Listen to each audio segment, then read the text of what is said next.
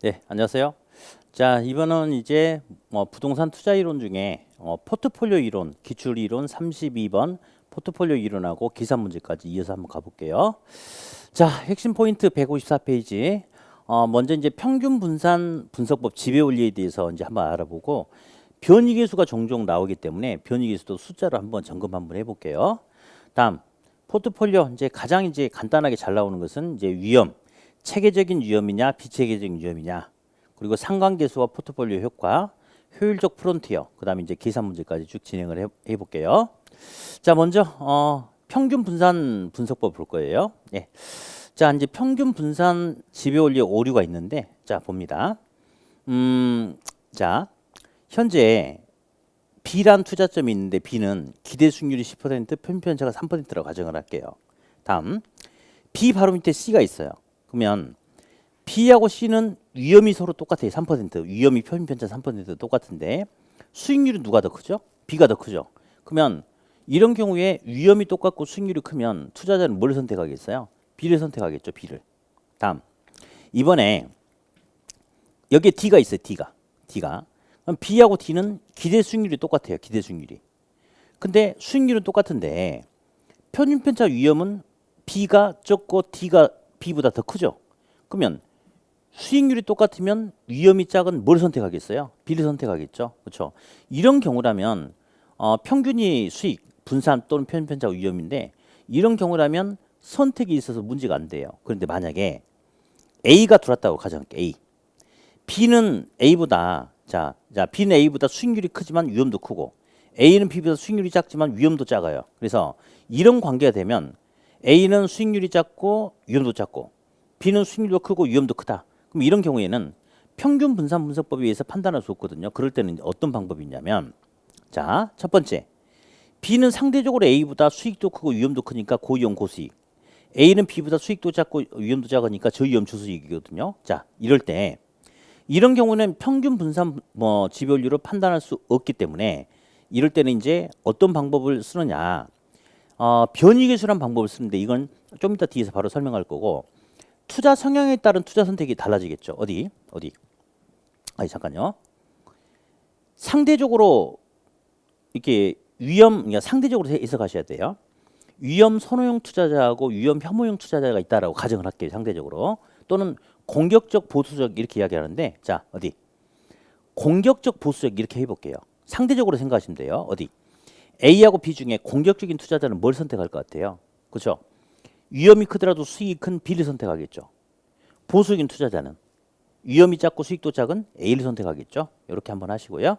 그다음 문제를 하나 볼게요. 26회 거. 기대 수익률과 위험에 관한 설명으로 옳은 것은 투자안이 채택되기 위해서는 투자자가 원하는 최소한의 요구 수익률이 예상되는 기대 수익률보다 커야 한다? 아니죠. 요구 수익률이 더 크면 안 되겠죠. 투자자가 원하는 요구 수익률이 10%라면 예상되는 기대 수익률이 그 이상이 돼야 되겠죠. 그래서 요구 수익률이 커야 되는 게 아니고 예상되는 기대 수익률이 더 커야지 투자를 하겠죠. 1번 틀렸네요. 2번. 평균 분산 지배 원리에 따른다면 A 투자안과 B 투자 대안의 기대 수익률이 같은 경우에 A 투자 대안보다 B 투자 대안의 기대 수익률에 따른 표준 편차가 더 크다면, 자 A 자 볼게요. 이 말은요 결국 A하고 B하고 기대 수익률은 똑같대요. 근데 A보다 B가 위험이 크다고 그랬으니까 B보다 A가 위험이 작죠. 그럼 당연히 수익률은 똑같고 위험이 작은 A가 B보다 더 선호되겠죠. 2번이 정답이죠. 네. 다음 3번은 이제 어쩌다 한 번씩 나오는데요. 이제 제가 수업 시간에도 이제 한 번씩 이렇게 곡선을 그리고 그러는데 딱히 그릴 필요가 없는 것 같아요. 자, 단순한 게 하시면 돼요. 위험 회피할수록 투자자 무차별 곡선의 길기는 완만이 아니고 급해집니다. 그래서 위험 회피적일수록 투자 곡선의 길기는 급해지고 그렇지 않으면 완만해지고, 요거는 그냥 단순한 게 하시면 됩니다. 다음 투자 유형과 기대 수익률은 자 부란 것은 반비례거든요. 그래서 부가 아니고 정의 상관관계 또는 양의 상관관계, 비례니까 비례. 예, 그래서 4번 틀렸고, 다음 무위험률. 자, 투자자의 요구 수익률은 무위험률 더하기 위험 할증률이잖아요. 요거. 그러면 당연히 요구 수익률을 구성하고 있는 무위험률이 커지면 요구 수익률도 커질까요? 작아질까요? 커지겠죠. 상승이 아니고 하락이 아니고 상승하는 유형이 되겠죠. 틀렸죠. 그래서 맞는 것은 2번. 2번. 이제 변이계수 한번 볼게요. 변이계수. 자, B 투자 대안이 있는데 B는 기대 수익률이 12%고 표준 편차가 3%예요. 자, C가 여기 있어요. C가. 그럼 B하고 C가 있으면 B하고 C는 수익률이 똑같은데 위험은 누가 더 커요? 아니, 다시. 자, 둘이 위험은 똑같은데 수익률은 B가 더 크죠. 그럼 B를 선택하겠죠. 다음, 여기 D가 있다고 가정할게요. 자, 일단 여기 또 A가 있고요. 어디 한번 해석해 볼게요. A하고 B하고 관계를 놓고 보면 B는 A보다 위험도 크고 수익도 크고 고위험 고수익. A는 B보다 위험도 작고 수익도 작은 저위험 저수익인데 어디 문제 한번 볼게요. 다음 중 평균 분산 지배 원리에 의해서 B가 지배할 수 있는 것은, 자 보세요. B하고 C를 붙여놓으면요. 둘은 표준 편차 위험이 똑같은데 수익률은 B가 더 크니까 B를 선택하겠죠.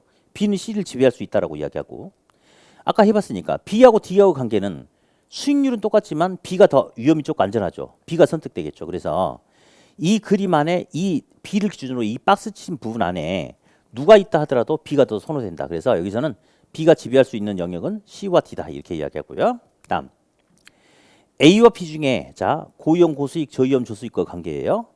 공격적인 투자자가 선택할 수 있는 건 어떤 걸까요? 예, 당연히 위험 부담이 크더라도 수익이 큰 B를 선택하겠죠. B. 다음 A와 B는 상호 고위험 고수익 저위험 저수익 관계이기 때문에 변이계수법을 활용하는데, 자 변이계수 뭐냐면요.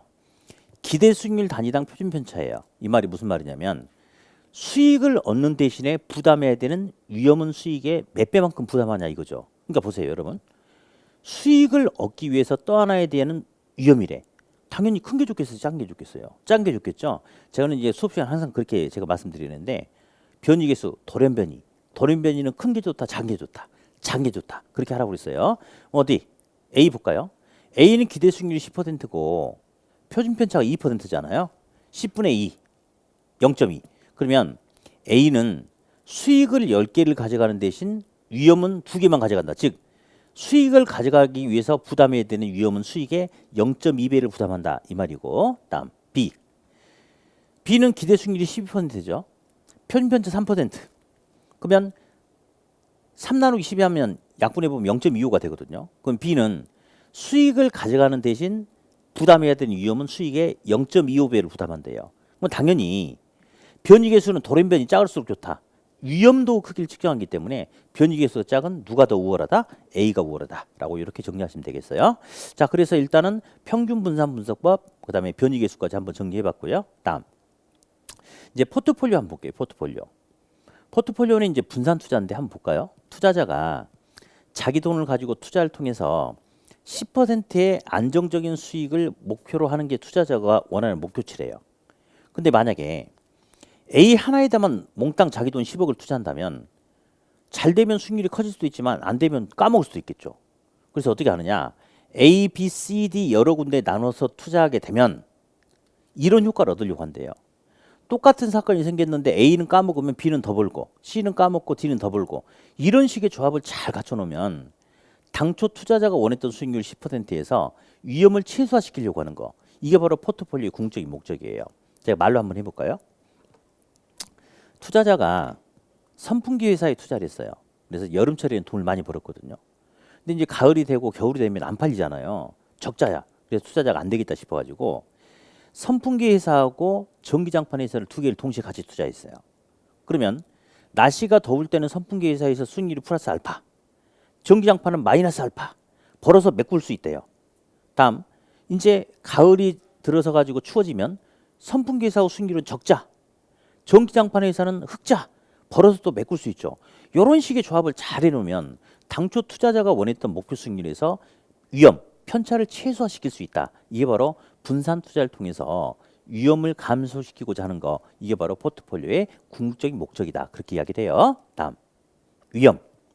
자, 포트폴리오 자산 조합을 다양하게 할수록 투자에 수반되는 위험은 점점 감소한대요. 그런데 N개만큼 분산 투자를 한다라고 가정할게요. 그러니까 이제 예를 들어서 현대자동차하고 삼천리 자전거 두 개를 가지고 분산 투자한다. 두 개.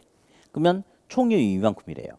근데 거기다가 자산 조합을 하나 더 늘려가겠대요. 그러니까 기존에는 현대자동차, 삼천리 자전거인데 여기다가 이제 대한항공을 투자한다. 예를 들어서 그런 식으로 자산 조합을 늘려갈수록 위험이 점점 감소하는데 이 점선을 보니까 점선을 기준으로 봤을 때 점선 위쪽에 있는 부분은 분산 투자 조합을 다양하게 할수록 점점 위험이 제거 또는 감소돼요. 그래서 이런 위험을 제거 가능한 감소 가능한 위험이다 해서 비체계적인 위험, 비체계적인 위험은 분산 투자를 통해서 제거 가능하다.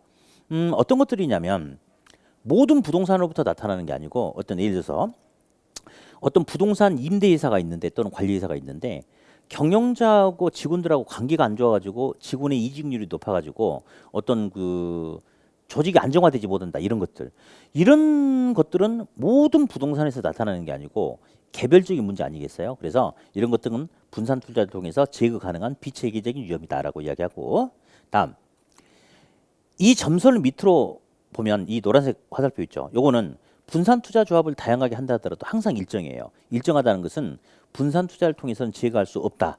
그래서 제거 불가능한 체계적인 위험이다라고 얘기하는데 뭐 예를 들어서 금융위기, 인플레이션, 정부 정책이 변했다 등등등 이런 것은 누구는 해당 사항이 있고 누구는 해당 사항이 없는 게 아니고 모두가 다 이렇게 해당 사항이 있는 것들 있잖아요.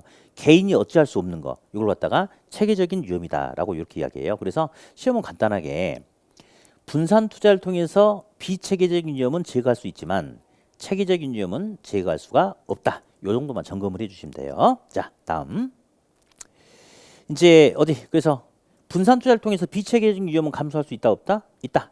체계적인 위험은 감소시킬 수 없다. 이 정도. 네.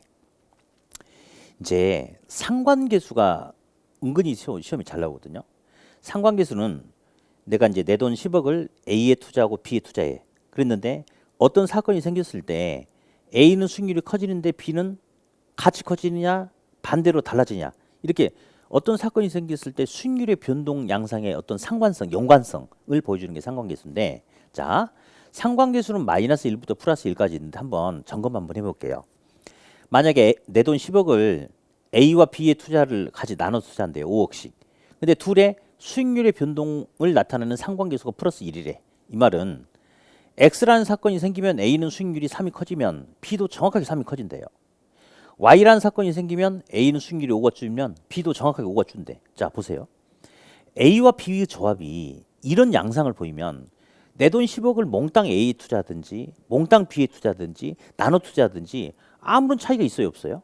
아무런 차이가 없죠. 그러면 이런 경우는 수익률의 변동이 100% 일치하기 때문에 분산 투자를 이런 식으로 조합해봐야 아무런 효과가 나타나지 않아요. 그래서 이런 경우에는 위험 감소 효과는 전혀 발생하지 않는다. 상관계수 플러스 1이라면 다시 상관계수 마이너스 1이라면 자 똑같이 내 돈 10억을 A와 B에 투자하는데 A와 B의 수익률의 변동을 보여주는 상관계수가 마이너스 1이래. 그러면 당초 투자자가 원했던 수익률 10%를 기준으로 X라는 사건이 생기면 A는 수익률이 3이 커진대요. 근데 B는 정확하게 3이 줄어든대. 플러스 3 더하기 마이너스 3은 0이죠. 이 말은요. 투자자가 당초 원했던 수익률 10%에서 단 한 치 오차도 없이 완벽하게 위험을 제거할 수 있대요. 다시 Y라는 사건이 생기면 A는 수익률이 5가 줄는데 B는 5가 커진다. 자, 이렇게 나타난다면 수익률의 변동이 정반대로 나타나잖아요. 그러면 완벽한 포트폴리오가 될 수 있겠죠. 왜냐? 당초 수익률 10%에서 투자자가 A, B를 선택했는데 B에서 까먹은 만큼 A에서 벌어서 메꾸고 A에서 까먹는 만큼 B에서 벌어서 메꾸면 당초 투자자가 원했던 수익률 10%를 기준으로 한 치 오차도 없이 나타난다 이거죠. 따라서 상관계수가 마이너스 1의 조합을 하게 된다면 투자일수만 되는 제거 가능한 비체계적인 위험을 완전히 0까지 제거할 수 있다. 그래서 비체계적인 위험을 완전히 0까지 제거할 수 있고 또 그래서 두 투자 대안의 수익률의 변동을 보여주는 상관계수는 높은 게 좋겠어요? 낮은 게 좋겠어요? 낮을수록 위험을 줄일 수 있는 위험 감소 효과는 더 커진다. 그렇게 이야기를 해요. 네, 다음 이 관계를 한번 따져볼게요. 포트폴리오 조합을 이제 A는 현대차하고 기아차에 투자를 하겠대요. B는 현대차하고 삼천리에 투자를 하겠다라고 하는데 어디? A하고 B 중에 누가 분산 투자를 안 하고 있는 거죠? 다 하고 있어요. 다 하고 있어요. 근데 A가 좀 안 하고 있는 것처럼 느껴지죠. 하고 있는데 잘못하고 있어요. 왜냐하면 A 같은 경우 둘 다 자동차잖아요. 만약에 유가가 급등하면 현대자동차 수익률 줄어, 기아도 같이 줄어 정도의 차는 있겠지만 날씨가 엄청 추워진다. 현대자동차 수익률이 커지고 기아도 같이 커져요. 그래서 이런 경우는 같은 회사기 동일한 회사는 아니지만 같은 유형의 업종이기 때문에 수익률의 변동이 서로 유사하게 나타나 양의 관계를 보인대요. 둘이 상관성이 지나치게 높아. 이럴수록 위험을 줄일 수 있는 효과는 이제 줄어들겠죠. 다음 B. 현대자동차, 삼천리 자전거. 유가가 급등함에 따라서 자동차 수익률이 줄어요. 자전거는 반대로 커져. 둘의 수익률의 변동이 서로 상이하게 다르게 나타나요. 수익률의 방향이 음의 관계를 보여. 둘은 상관성이 낮대요. 이런 조합일수록 위험 감소 효과는 더 커진다라고 이렇게 정리하면 돼요. 자, 다음.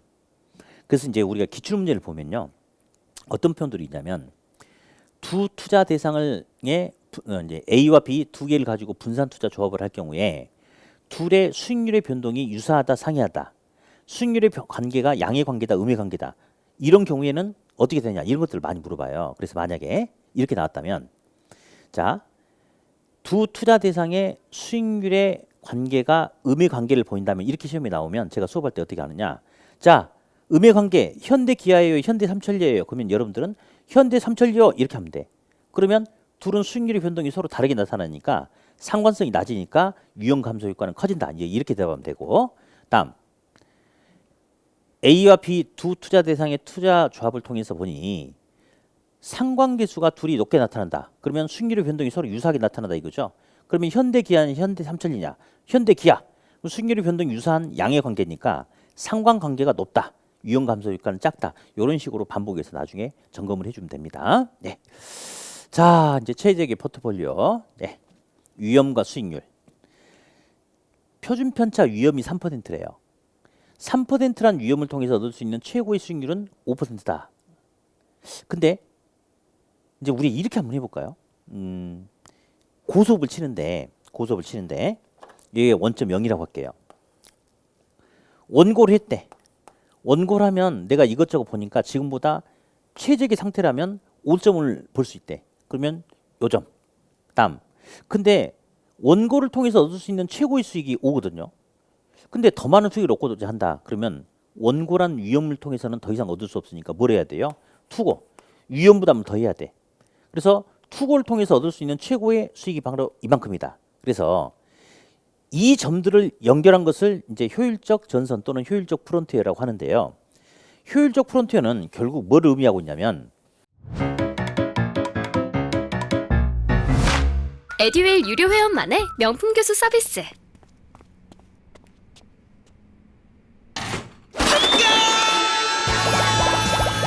합격이 쉬워지는 명품 교수님 혜택. 오직 에듀윌 유료 회원에게만. 에듀윌. 각각의 위험에서 주어진 위험을 모든 위험에서 주어진 모든 위험에서 얻을 수 있는 최고의 수익률들을 이렇게 연결한 곡선을 효율적 프론티어다라고 이렇게 이야기해요. 그래서 효율적 프론티어는 동일한 위험을 통해서 얻을 수 있는 최고의 수익을 연결한 곡선이다라고 이야기하고요. 다음 이제 효율적 프론티어가 보니까 우상향하고 있어. 우상향. 자, 어디 효율적 프론티어가 우상향한다는 것은요. 어떤 경우냐면 만약에 보세요. 요 점이 여기 있고 이 점이 여기 있지 않고 여기 있으면 만약 여기 있으면 우상향 안 돼요. 근데 이 점이 여기 있고 이 점이 여기 있으니까 연결하니까 우상향이죠. 그러면 이 점에서 이 점 한번 가볼까요? 종점보다 수익률이 커진다. 대신에 위험 부담도 많이 해야 된다. 이 말이죠. 결국 효율적 프론티어가 우상향한다는 것은 위험과 수익은 무슨 관계다? 비례 관계다. 그래서 위험과 수익은 비례 관계고 체계적인 위험과 수익이 비례한다. 요거는 지금은 여러분들 이제 우리가 수업 시간에 이제 자주 다뤄보거든요. 그래서 그냥 단순하게 암기해 주시면 돼요. 그래서 체계적인 위험과 수익은 비례한다. 그러면 제가 이제 본 수업 시간에 제대로 설명해 드릴게요. 아니, 순간 마음이 바뀌었어요. 에이씨, 설명하자. 방금 마음이 바뀌었어. 방금 마음이 바뀌었으니까 설명할게요. 그러면 어디 이렇게 한번 볼까요? 체계적인 위험은 제거할 수 없는 어쩔 수 없는 위험이고 비체계적인 위험은 제거할 수 있잖아요. 그렇죠? 근데 이제 볼게요. 건물이 44층이 있어요. 1층이 있어요. 오늘 아침에 1층에서 갑돌이가 유리창을 닦고 있는데 A라는 사람이 지나가면서 물어봤어요. 갑돌이한테. 하루 일당이 얼마냐? 했더니 10만 원이래요. 그래서 A라는 사람이 갑돌이한테 명함을 한 장 달라고 해서 받아왔어요.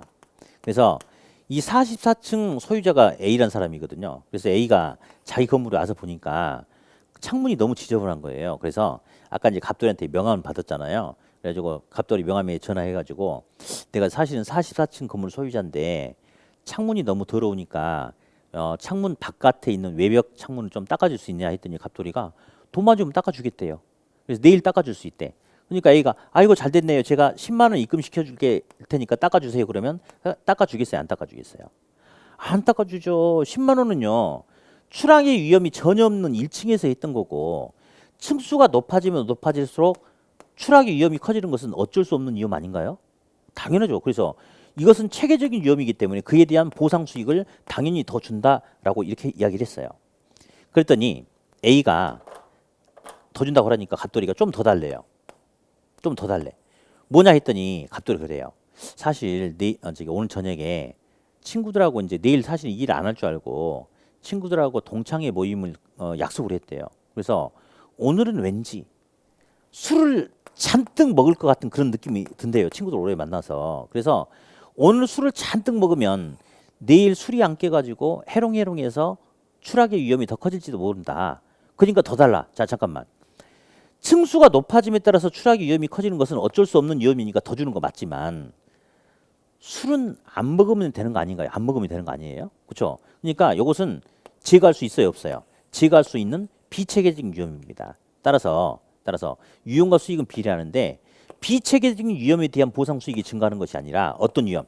체계적인 위험에 대한 수익이 증가하는 것이다 라고 그렇게 알아두시면 돼요. 이제 설명을 하긴 했는데 사실은 시험면에 이유는 안 나와요. 이유는 안 나오고 결과만 나옵니다. 결과만. 그래서 효율적 프론트웨어가 우상향 한다는 것은 더 많은 수익을 얻기 위해서는 더 많은 위험을 부담한다. 위험과 수익은 비례하는데 수익과 비례하는 위험은 체계적인 위험이다 라고 알아두시고요. 다음 체계의 포트폴리오. 자, 효율적 프론트웨어하고 투자자 무차별 곡선이 있는데 자, 아이고 잠깐만요. 선이 이제 볼게요. 자, 이제 투자자 무차별 곡선이란 게 있는데 이런 게 있어요. 그래서 체계의 포트폴리오와 투자자 무차별 곡선 여기 요점 접하는 점. 이 접점에서 체계의 포트폴리오 결정되거든요. 그래서 이것도 시험에 거의 잘 안 나와요. 근데 나오더라도 단순한 게 하시면 돼요. 그래서 체계의 포트폴리오는 그냥 뭐 투자자 무차별 곡선 이런 용어 안 써도 괜찮으니까 체계의 포트폴리오는 두 곡선의 접점이다. 접점 끝. 그렇게 그냥 단순하게 하시면 돼요. 네. 자, 우리 30의 기출문제 한번 풀어볼까요? 자, 포트폴리오에 관한 설명으로 틀린 것은 자, 분산 투자 효과는 포트폴리오를 구성하는 투자 자산 종목의 수를 늘릴수록 체계적인 위험이 감소돼서 전체 위험이 감소하는 거다. 잠깐만. 포트폴리오를 통해서 제거 가능한 것은 체계적이 아니고 뭐라고 그랬어요? 비체계적이죠? 틀렸죠? 네. 2번. 포트폴리오 전략에서 구성 자산 간의 수익률이 반대 방향으로 음의 관계로 움직인다. 스톱. 현대기아예요? 현대삼천리예요? 현대삼천리죠? 이럴수록 상관성이 낮기 때문에 위험 감소 효과는 커진다. 상관성이 낮으니까 예, 맞고요. 다음 3번. 효율적 프론트웨어, 효율적 전선이라고 돼요. 평균 분산 지배율리에서 각각에서 주어진 모든 위험 수준에서 각각 얻을 수 있는 최고의 기대 수익률을 얻을 수 있는 포트폴리오 시판 맞죠?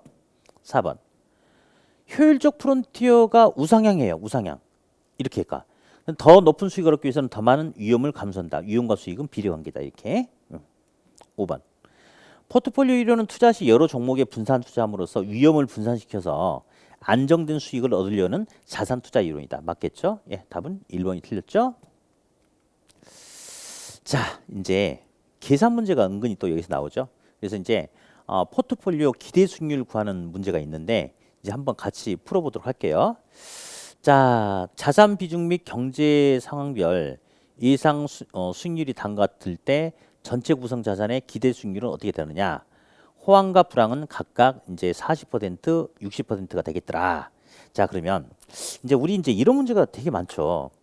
여러 개의 숫자를 주고 하나의 숫자를 요구하면 서로 직접적으로 관련이 있는 숫자가 존재하게 돼 있어요. 그래서 그 숫자끼리 묶어서 곱해가지고 이제 나중에 다 더하면 되는데 저거 제가 구성을 다시 해볼게요. 자, 상가 그다음에 오피스가 있고 아파트가 있죠. 그 전체 자금이 예를 들어서 이제 한 10억이 있는데 전체 자금의 투자 비중을 보니까 상가에다가는 전체 자금의 2억 20%를 투자하고 그다음에 오피스는 30% 투자하고 아파트는 50%를 투자한다라고 이렇게 가정을 할게요. 그러면 이제 예를 들어서 상가는 어디 볼까요? 8, 6, 14. 상가는 예상되는 수익률이 14%고 그다음에 오피스는 16%고 예. 그다음에 자, 아파트는 8.8%라고 가정할게요. 자, 이렇게 주어졌다고 가정할게요. 그러면 이제 보세요.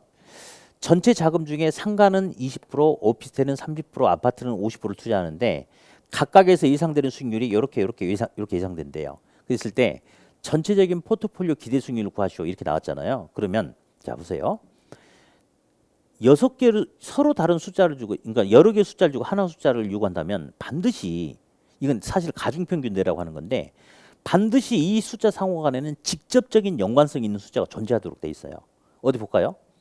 요 20%라는 숫자는 상가란 물건에 투자하기 위한 비중이잖아요. 그럼 얘는 상가에서 예상되는 수익률과 직접적인 관련이 있겠죠. 그러면 상가는 상가끼리, 오피스는 오피스끼리, 아파트는 아파트끼리 묶어가지고 곱해서 그 값을 더해주면 되는데 이제 문제는 퍼센트 곱하기 퍼센트가 나오면 이제 헷갈리잖아요. 그러면 한쪽을 소중을 바꾸면 좋겠죠.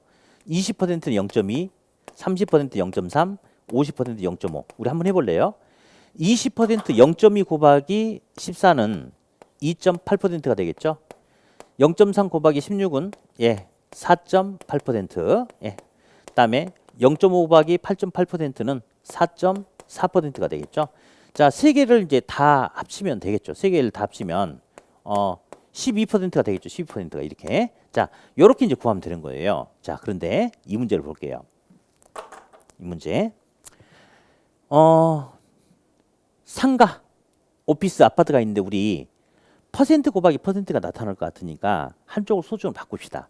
0.2, 0.3, 0.5. 자, 그리고 이제 아까는 여기는 상가 수익률을 아예 14%를 줬거든요. 근데 여기서는 그렇게 안 주고 호황일 가능성이 40%, 불황일 가능성이 60%래요. 그럼 이제 이게 무슨 말이냐면 상가에 투자하게 된다면 호황일 때 예상되는 수익률이 20%인데 호황일 가능성은 0.4래요. 그러면 20% 곱하기 0.4를 하면 얼마예요?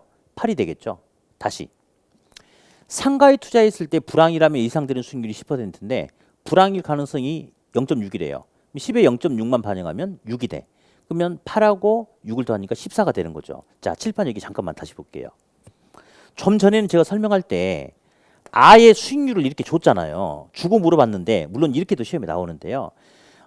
이런 스타일로 두 번이 시험에 나왔거든요. 그러니까 문제는 이 문제랑 똑같은데 아까 이 문제 같은 경우는 아예 수익률을 줬어요. 이렇게 줬는데 여기서는 수익률 안 주고 호황과 불황의 상황을 고려해서 수익률을 한번 반영해봐라 라고 이렇게 주고 있거든요. 그래서 약간 불편함은 있지만 문제의 본질은 똑같은 거예요. 다시 오피스에 투자하면 호황이라면 예상되는 수익률이 25%인데 호황일 가능성 0.4니까 25에다 0.4를 곱하면 10.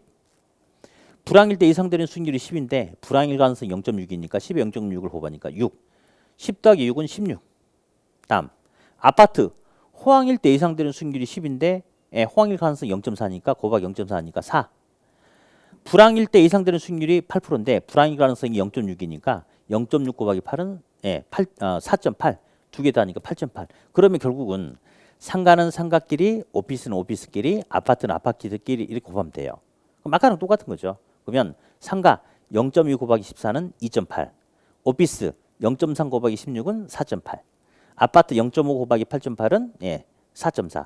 세 개를 싹 더하니까 얼마냐면 12%다. 답은 이렇게 풀어줍니다. 그래서 이제 문제가 이제 뭐 이렇게 아예 수익률을 주고 이렇게 계산하라고 하면 좀 더 이제 편할 수 있는데 그렇지 않고 이렇게 호황과 불황을 나눠서 주는 경우라 하더라도 문제의 본질적으로 문제가 크게 달라지는 것은 아닙니다. 그냥 그렇게 풀어주면 되겠죠. 네.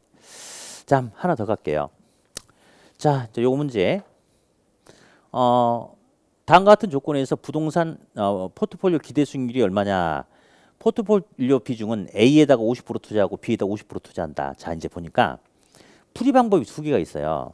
이제 통상은 이제 시험 문제가 이렇게 안 나오고 왼쪽에 A 부동산, B 부동산, C 부동산 이렇게 넣어주고 이쪽에 호황, 부황 이렇게 줬는데 지금 바꿨어요. 근데 이제 그 문제를 A, B를 중심으로 풀 수도 있지만 그냥 문제의 구조에 맞춰서 풀어도 되거든요. 그래서 제가 두 가지 형태를 다 한번 풀어볼게요. 첫 번째, 불황과 호황을 중심으로 맞춰보자. 그러면 불황일 가능성이 0.4, 호황 0.6. A 부동산, B 부동산 각각 반반 투자한다고 그랬죠. 그러면 요거 먼저 정리해 볼게요. 불황일 경우에 A 부동산에서 예상되는 수익률이 20%인데 A의 투자 비중이 반이니까 요거 반으로 쪼개면 10. 다음 불황일 때 B 부동산에서 예상되는 수익률이 10인데 B의 투자 비중이 반이니까 반 쪼개니까 5. 그러면 둘이 합치니까 15%. 호황일 때는 0.6이죠. 자, 호황일 때 A 부동산에서 예상되는 수익률이 70인데 그 반만 반영하니까 35. 호황일 때 B 부동산에서 예상되는 수익률이 30인데 반만 반영하니까 15. 35 더하기 15는 50. 그럼 이렇게 하면요. 불황일 확률은 불황일 경우에는 불황일 때 호황일 때는 호황일 때 수익률 이렇게 곱해주면 돼요. 그래서 0.4 곱하기 15 하니까 요거 6. 0.6 곱하기 50 하니까 30 해서 36%. 이렇게 풀어도 괜찮고요. 괜찮고 아니면 다시 풀이 방법 2. 똑같은 문제인데 2. 이번에는 뭘 중심으로 풀 거냐면 A 부동산, B 부동산을 중심으로 풀어볼게요. 그러면 0.4, 0.4인데 자 어디? 불황일 때 A 부동산의 예상되는 수익률이 20%인데 불황일 가능성이 0.4잖아요. 그러면 0.4에 1 곱하니까 예. 자 이제 이렇게 하니까 8.